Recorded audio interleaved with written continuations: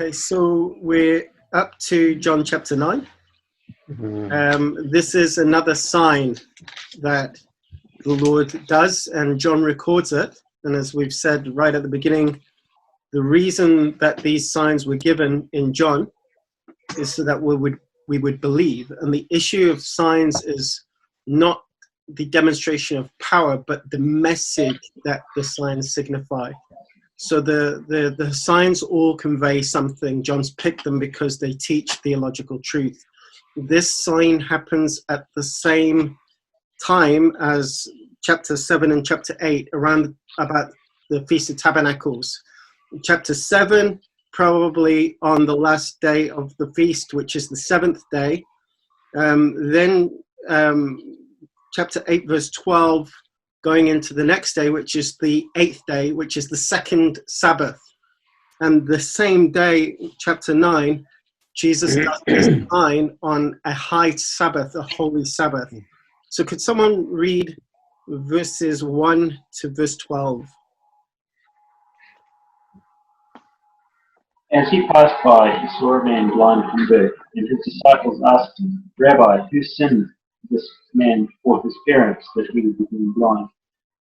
Jesus answered, "It was neither that this man sinned, nor his parents, but it was so that the works of God might be displayed in him. We must work the works of him who sent me as long as it is day. Night is coming when no one can work. While I am in the world, I am the light of the world." When he had said this, he spat on the ground and made clay of the spittle, and applied the clay to his eyes. And he said to him, "Go wash in the pool of Siloam," which is translated sent. So he went away and washed, and came back seeing.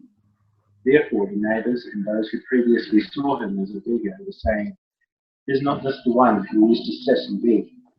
Others were saying, "This is he." Still others were saying, "No, but he is like him." He kept saying, "I am the one." So they were saying to him, "How then were your eyes opened?" He answered, "The man who is called Jesus made clay and anointed my eyes, and said to me, 'Go to Siloam and wash.' So I went away and washed, and I received sight."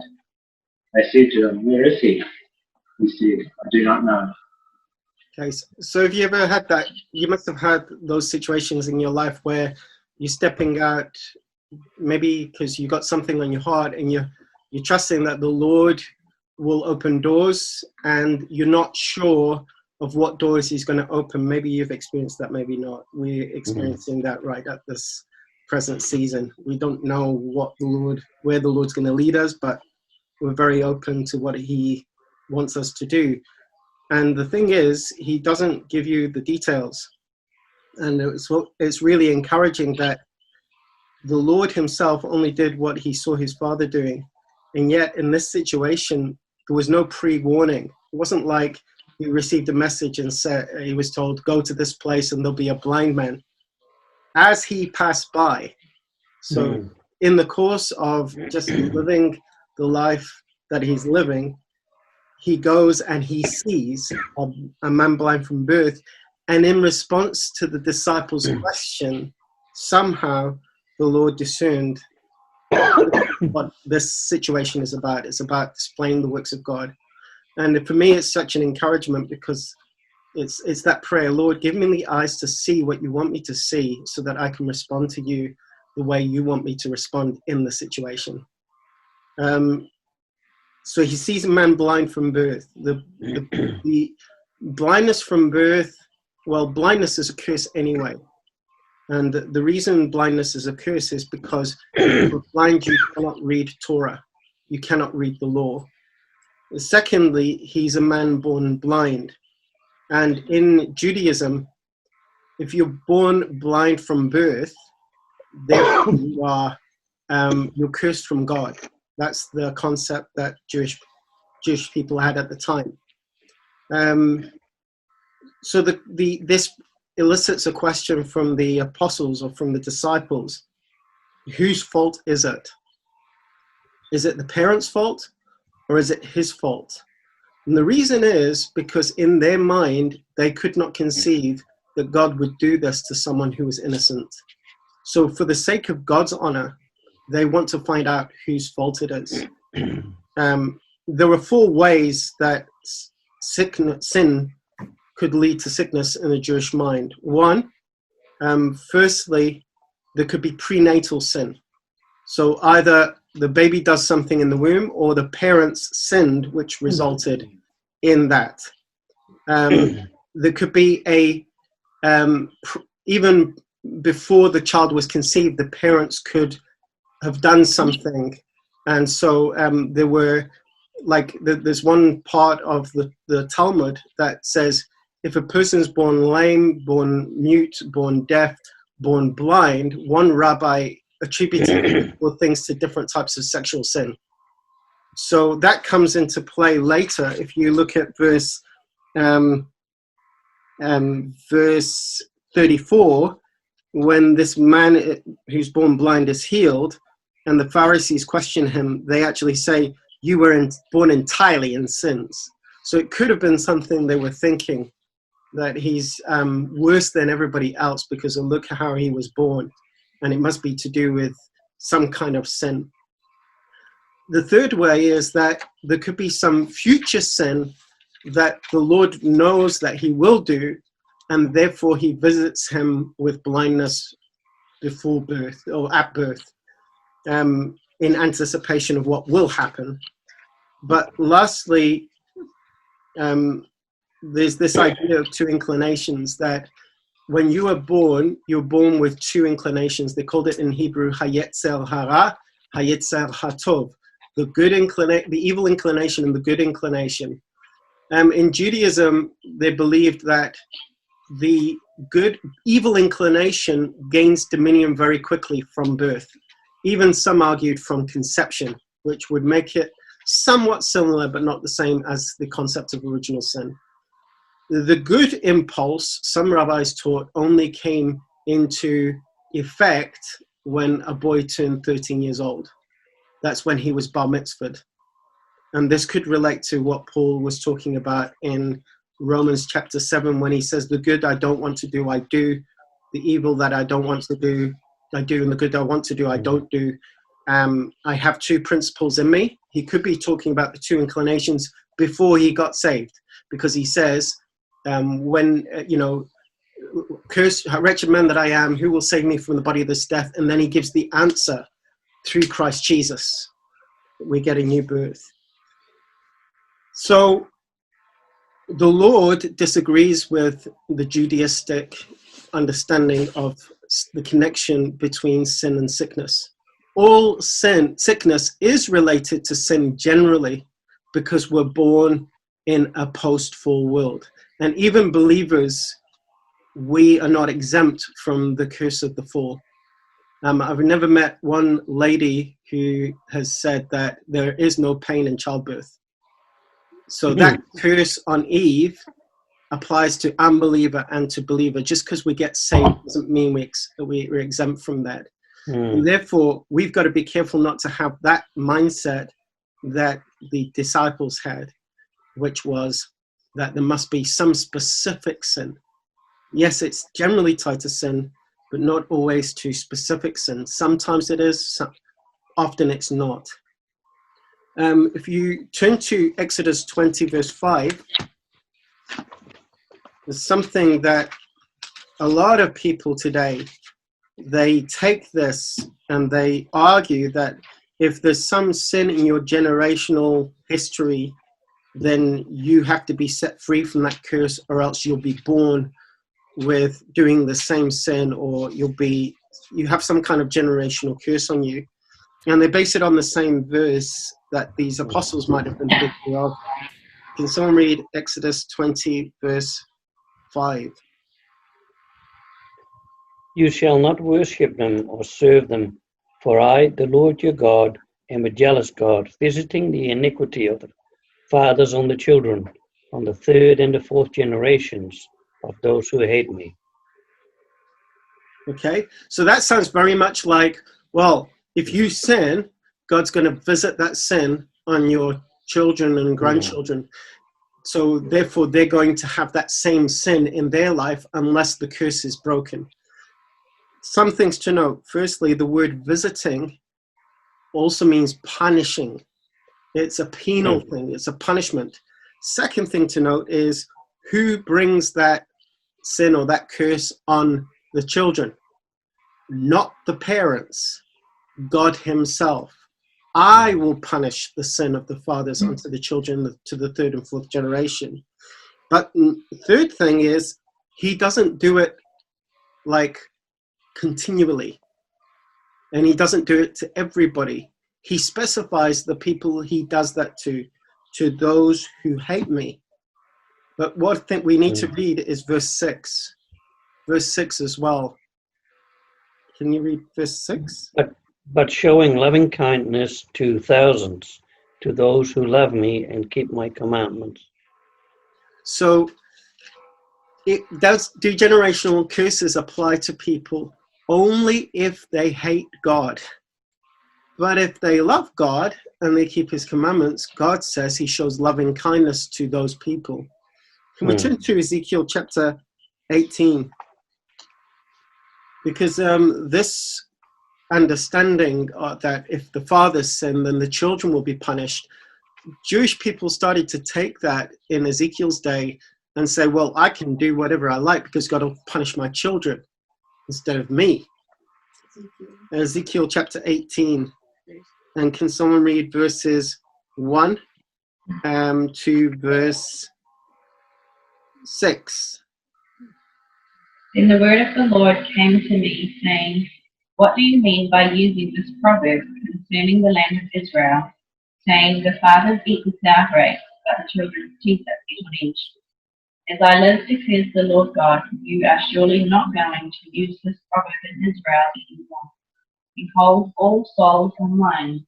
The soul of the father as well as the soul of the son is mine. Soul who sins must die.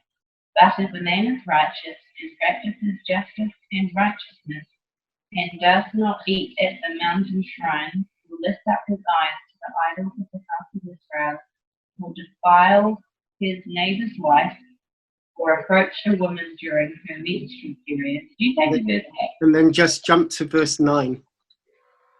If he walks in my statutes and my ordinances, so as to deal faithfully, he is righteous and will surely live, declares the Lord God. And then he goes on, and if that person has a wicked son, then God's going to punish that wicked son. So God is saying, I'm not going to punish the children for what the fathers do. I'm going to punish the children for what the children do. Now, there's a truth to generational curses, which is, if the children act like the fathers, the children will be punished for the father's sins. If you go to Matthew 23,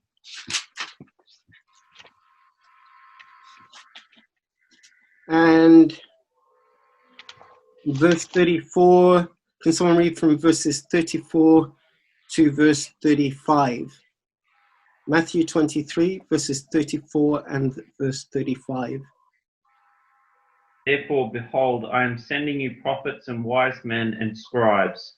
Some of them you will kill and crucify, and some of them you will scourge in your synagogues and persecute from city to city, so that upon you may fall the guilt of all the righteous blood shed on earth, from the blood of righteous Abel to the blood of Zechariah, the son of Berechiah, whom you murdered between the temple and the altar. So when the children act according to the same sins as the fathers, the punishment for the father's sins will be meted on the children, but not simply because they're born to those parents.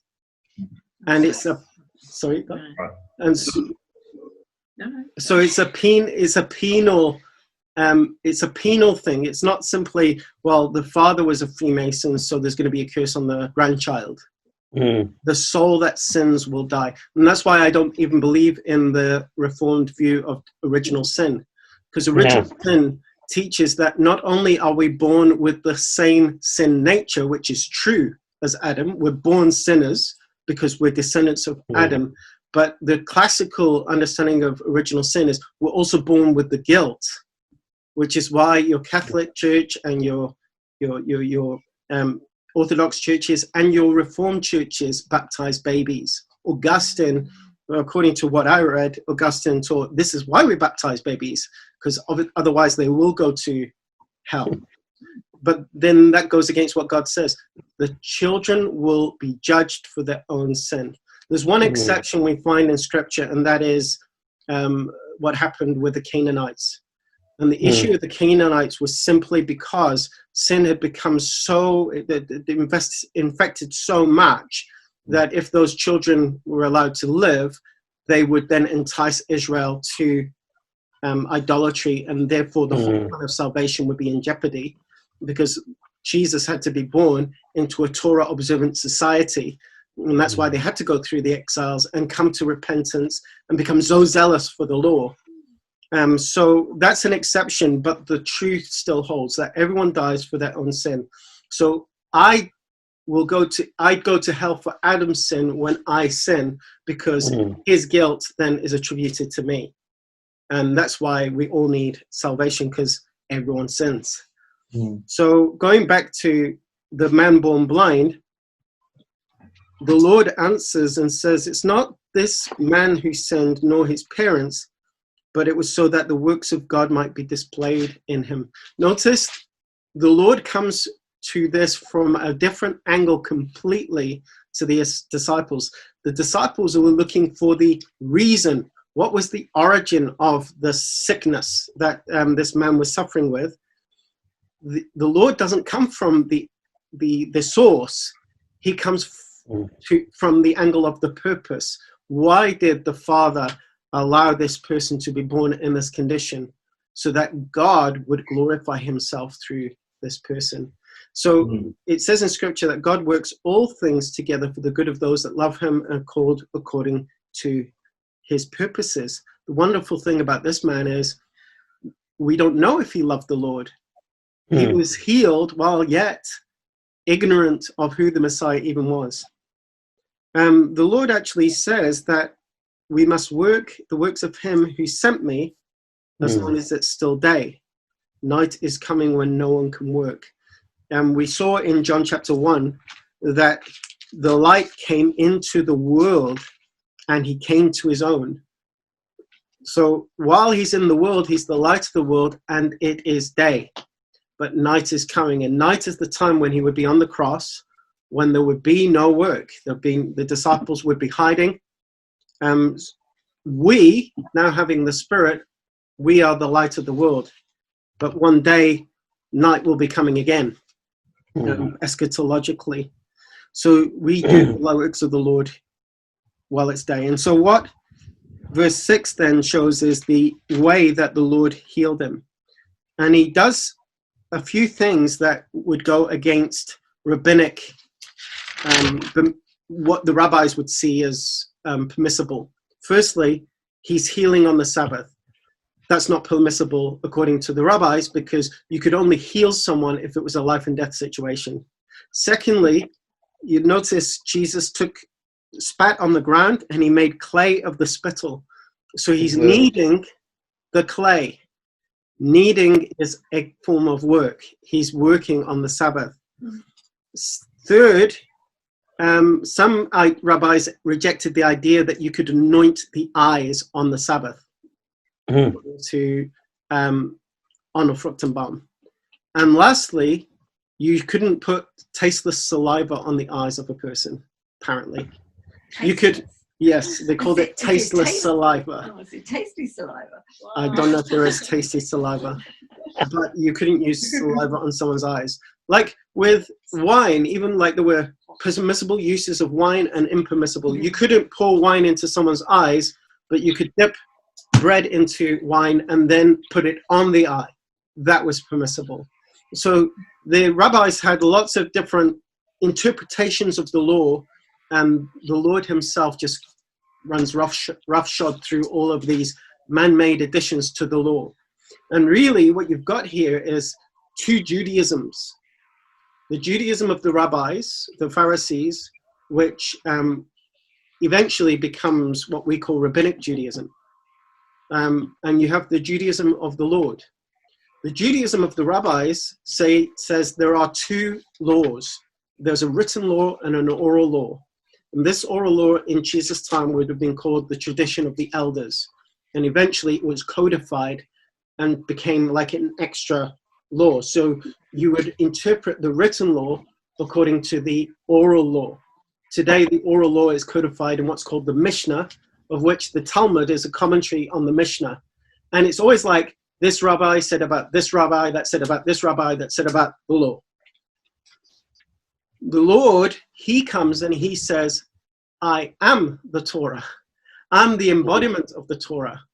So Jesus is the Torah in flesh. And he therefore stands in opposition to the rabbinic traditions. And that's one thing that would incur guilt, according to rabbinic ideas, is if you led somebody away from the rulings of the scribes, you're a heretic. If you're teaching people not to keep the commandments, you're a heretic. And so that's what causes some of these rabbis to argue, well, he must be a sinner. But what's he doing here? He spits on the ground and he makes clay from the spittle and he applies the clay to the eyes. The clay brings us to creation. God formed the man from the dirt of the earth. Jesus is forming a covering out of clay and he applies it to the eyes. Why? Because like us, this person was not born in sin worse than any one of us, but born in sin just like each one of us. So it's the human condition. Man was made from the dirt of the ground. He's a man. The first man is earthy. So he's born in the human condition. Because he's born in the human condition, born sinful, therefore he's born blind like each one of us. Now that's something the rabbis couldn't accept. They couldn't accept that they were blind. But the Lord is using this as a testimony to them. He applies it to the eyes, so he's blind. And then he tells him to go wash in the pool of Siloam. And John does something here for the benefit of those readers who do not understand Hebrew. He translates it and he says, which is translated sent. Shiloach is sent. Now the Lord's already explained what this means back in verse 3 and verse 4. In verse 4 he says, we must work the works of him who sent me. Jesus is the sent one. And here you have the pool of Siloam. It's a pool of water, and standing water represents, in the book of John and Ephesians, represents the word. Jesus washes his disciples' feet with a bowl of water. And then later in John 15 verse 3, he says, you are clean because of the word I've spoken to you. Ephesians, the Lord washes his bride with the washing of water with the word. So it's through the word of the sent one that this condition, being born blind, can be undone and this person can have recovery of sight. And therefore, he goes away and he washed and he came back seeing, which means that there were two things he had to do. Firstly, he had to believe. It was an act of faith. Secondly, he had to obey the word that Jesus said for him to do. That's the response that the Lord wants from his hearers. He wants them to believe and to obey that word, which the primary commandment is in John, to believe. This is the work that God wants you to do, to believe in the one whom God sent. So when the neighbors see it, they have a big debate. Is this the one who used to sit and beg? No, that's not him. He looks like him. And he says, no, I am. Literally, he doesn't say I am the one. He just says I am, this is why some people would reject when Jesus turns around and says I am. They would reject that as being a divine claim. However, as we saw last time we looked at John 8, the way the rabbis responded to him shows that it was definitely a divine claim when Jesus said, before Abraham was, I am. They were going to kill him because they perceived it as blasphemy. So he testifies, "No, I am." And they were saying to him, "How then were your eyes opened?" And he said, "The man who's called Jesus made clay, anointed my eyes, and said to me, 'Go to Siloam and wash.' And I went and washed, and I received my sight." And they asked him, "Where is he?" And he said, "I do not know." That's really interesting. He did not ask Jesus to come and apply clay to his eyes. And after Jesus did that and told him to wash, Jesus went somewhere and he didn't know where he went. It's almost like this is the way someone is born of the Spirit. The wind blows where it wishes. You hear the sound of it, you know it's there, but you don't know where it's come from. You don't know where it's going. There's always a mysterious element to salvation. It's a divine interaction between God and a human being.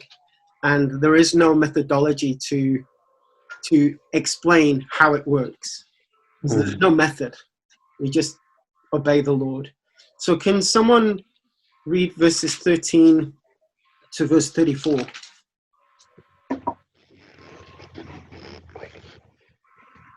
They brought to the Pharisees him that was aforetime blind. And it was the Sabbath day, when Jesus made the clay and opened his eyes. Then again the Pharisees also asked him how he had received his sight. He said unto them, He put clay upon my eyes, and I washed, and do see. Therefore said some of the Pharisees, This man is not of God, because he keeps not the Sabbath day. Others said, How can a man that is a sinner do such miracles? And there was a division among them. They say unto the blind man again, What say you of him that he has opened your eyes? He said, He is a prophet. But the Jews did not believe concerning him that he had been blind, and received his sight, until they called the parents of him that had received his sight. And they asked him, saying, Is this your son, who you say was born blind? How then does he now see? His parents answered them and said, We know that this is our son, and that he was born blind. But by what means he now sees, we do not know, or who has opened his eyes, we do not know. He is of age, ask him, and he shall speak for himself. These words spoke his parents, because they feared the Jews. For the Jews had agreed already that if any man did confess he was Christ, that he should be put out of the synagogue. Therefore his parents said, He is of age, ask him. Then again they called the man that was blind, and said unto him, Give God the praise. We know that this man is a sinner. He answered and said, Whether he be a sinner or no, I know not. One thing I know, that was blind, now I see. Then they said unto him again, What did he do to you? How did he open your eyes? He answered them, I have told you already, and you did not hear. Wherefore would you hear it again? Will you also be his disciples? They then reviled him and said, You are his disciple, but we are Moses' disciples. We know that God spoke to Moses. As for this man, we know not from whence he came. The man answered and said to them, Why herein is a marvelous thing, that ye know not from whence he is, and yet he has opened my eyes. Now we know that God hears not sinners, but if any man be a worshipper of God and does his will, him he hears. Since the world began, was it not heard that any man opened the eyes of one that was born blind? If this man were not of God, he could do nothing. They answered and said unto him, You were born altogether in sin, and you would teach us. And they cast him out. So, yeah. So notice the response to what the Lord did is not unanimous. There is a division amongst the Pharisees. They brought the man to the Pharisees. Why? Because according to Arnold Fruchtenbaum, there are 3 signs that only the Messiah could do. 1, only the Messiah could heal a leper. Secondly, only the Messiah could cast a demon out of a dumb person. The reason is that according to him, the way that Jewish people would cast demons out is they had to get the name of the demon. Therefore, if the demon is mute, they can't cast the demon out because he can't say what the name of the demon is. But the Messiah would be able to do that. The third thing is that only the Messiah could heal someone born blind. If a person was born seeing and then later subsequently became blind, they could accept that people could heal that person under God's authority, but only the Messiah would heal someone born blind. And there's a couple of scriptures that they probably leaned on, which were in Isaiah, I think it's chapter, I've written it down here, two scriptures in Isaiah 35 verse 5 and 61 verse 1, which talk about how the Messiah will open blind eyes. The Lord did all three, and more than that, he also, as we'll see later, he rose someone from the dead on the fourth day. So he has done messianic miracles, and because he was doing these miracles, the Pharisees had to know about it because they had to discern and test, is this really a fulfillment of a messianic miracle? And if it was, they had to agree, well, the Messiah has come. But as we'll see as we go through, they've made their mind up already. There are two responses to this. Some Pharisees say, no, absolutely not. He is not the Messiah. The others turn around and say, well, how can this person not be from God? Because look, he's opened the eyes of one born blind. And in a commentary by Andreas Kostenberger, he says these represent two schools of thought of the Judaism of the day. There was the school of Shammai, the school of Hillel. The school of Shammai built arguments on doctrinal precedents. So they would have a theology in place, and based on that theology, they would make an argument. So because Jesus did it this way, breaking rabbinic ruling, he can't be from God. Instead of saying, well, maybe we got the rabbinic ruling wrong, they say, no, he's a sinner because he's doing what he did on the Shabbat. The school of Hillel didn't build arguments on dogma. They built arguments on the facts of the case as they unfolded. And so they were a bit more open-minded. But no one actually says the Jews didn't believe that he was born blind. So they're trying to find some argument to discredit it. Now, the danger here is that the Pharisees and probably the scribes, they made a ruling that in this area, at least in around Jerusalem, if anyone claimed to follow Jesus, they were not to be allowed to participate in the synagogue. This later became very widespread. At this time, it's just a localized thing. John writes it because by his day, in the late 90s, Jewish believers were expelled from Jewish community. And this process is called shamatah, which is to do with destruction. And there were three parts of this excommunication, which are mirrored actually in the New Testament. The first stage was nezifah, which means a rebuke.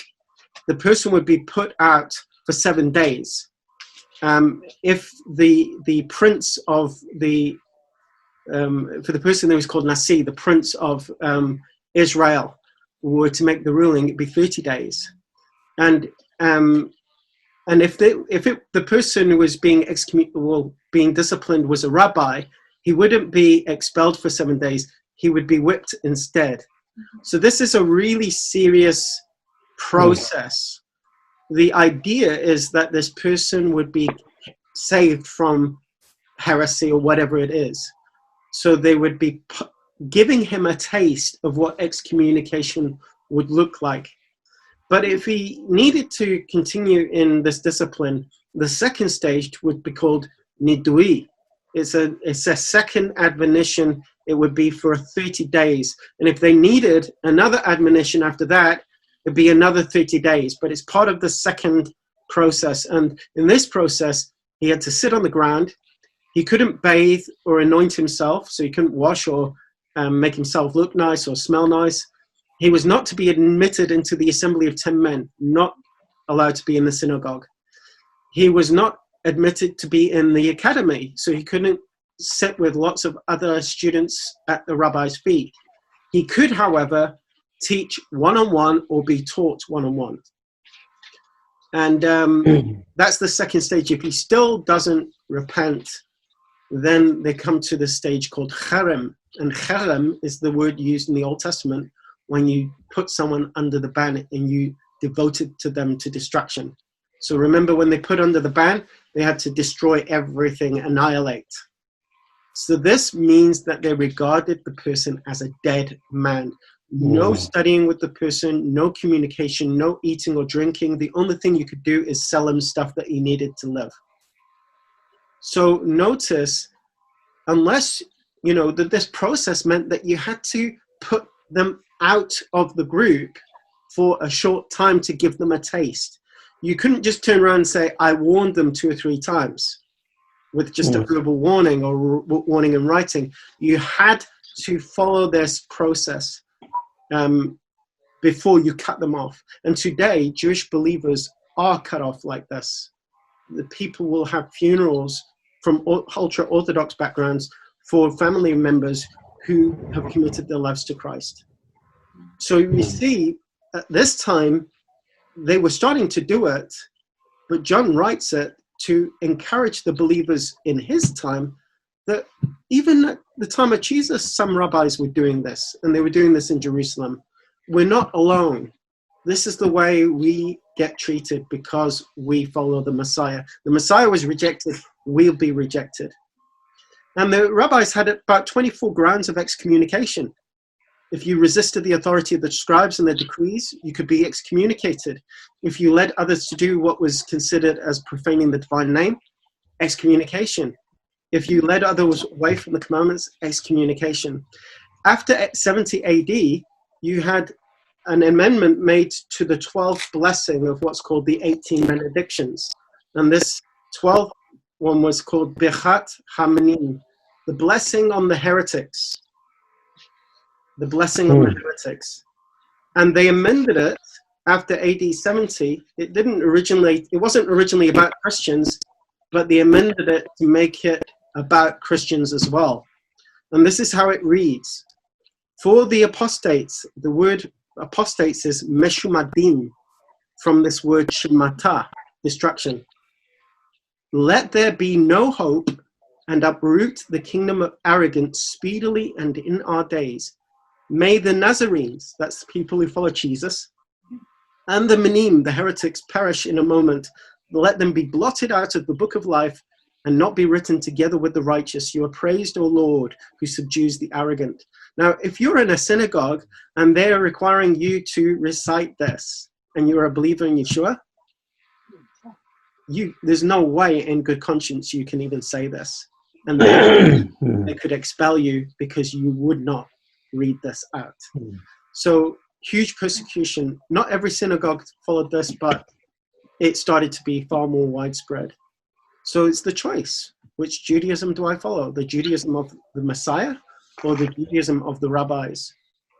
They argued, if you go down to chapter, the same chapter, you go down to verse 24, give glory to God. We know this man is a sinner. They're arguing, God healed you. It's just a coincidence that Jesus healed you. They're arguing that Jesus had nothing to do with it.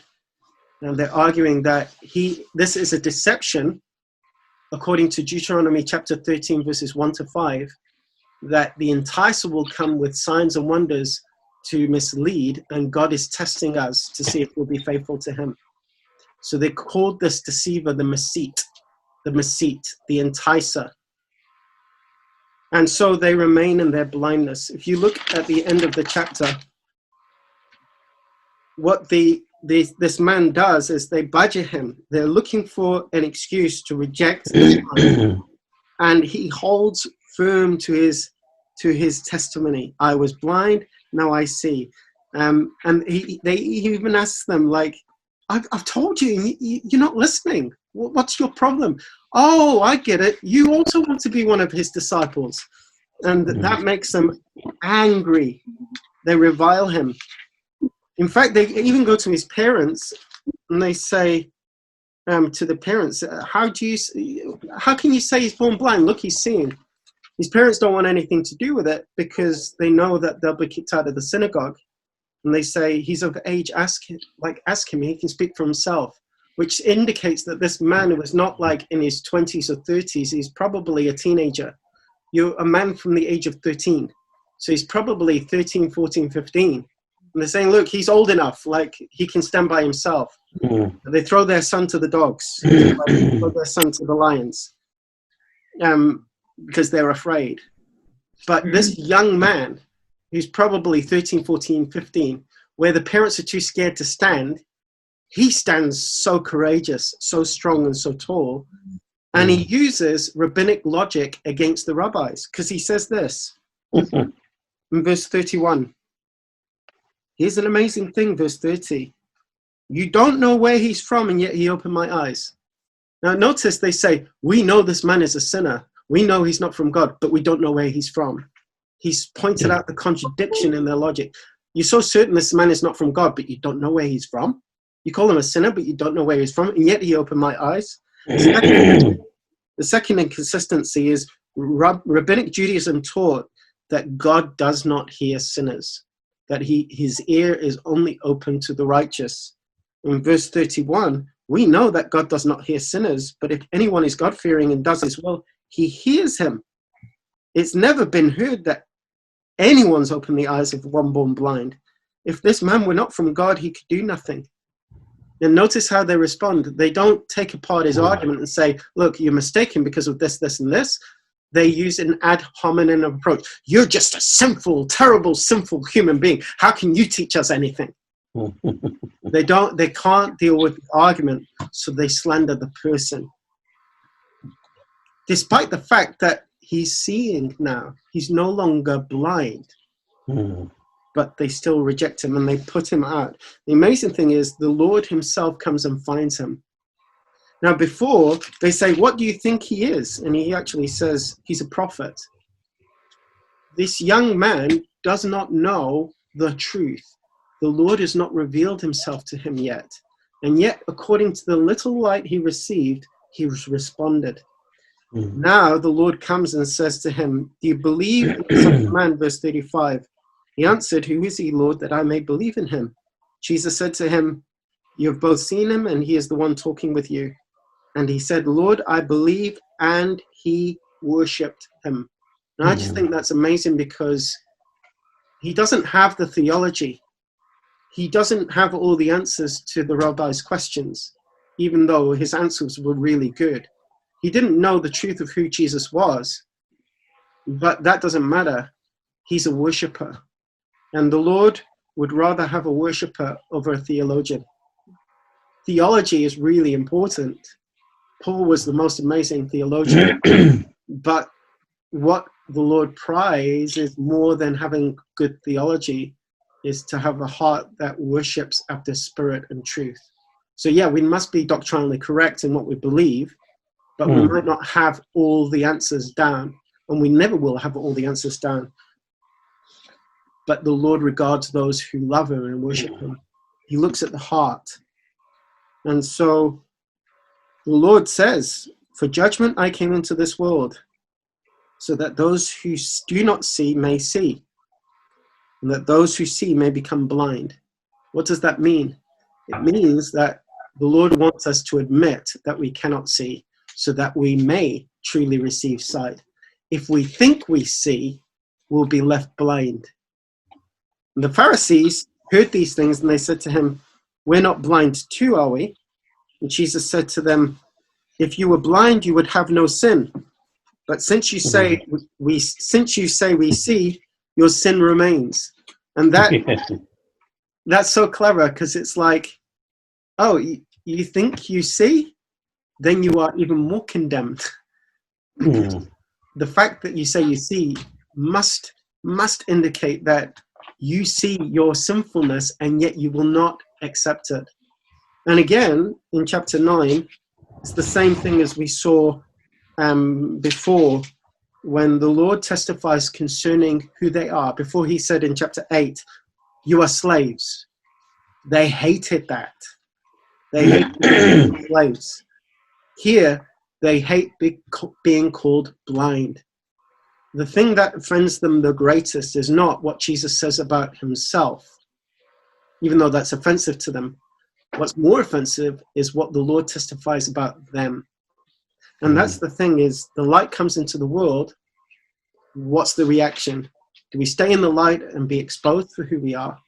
Or do we hide away in the darkness and live according to a pretense that we are actually seeing, like, not that bad people, living good lives, very religious, very upstanding, moral people of society, as the Pharisees were.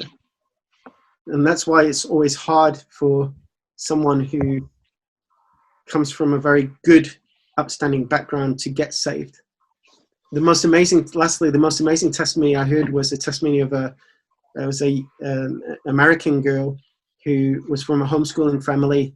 Her and her sister wore these long skirts, braided hair. They looked like they came out from the 1950s. We called them the Sparkling Sisters because they smiled and sparkly, and we took them to jail, not because they had to go to jail, but they were part of a group ministering, and in South Africa.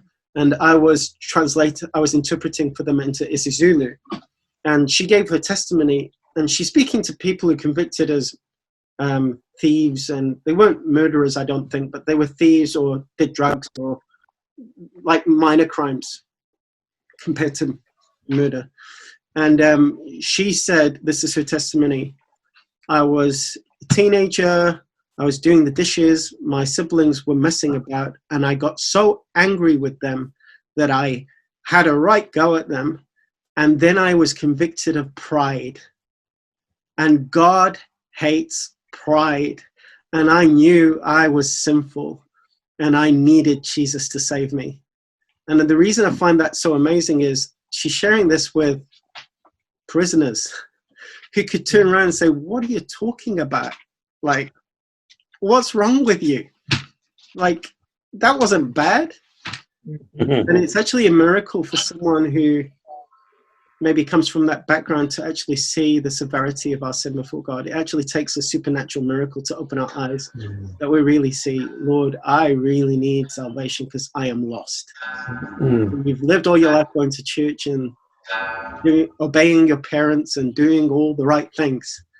And so, yeah, we have to recognize that we are blind if we are to receive real sight.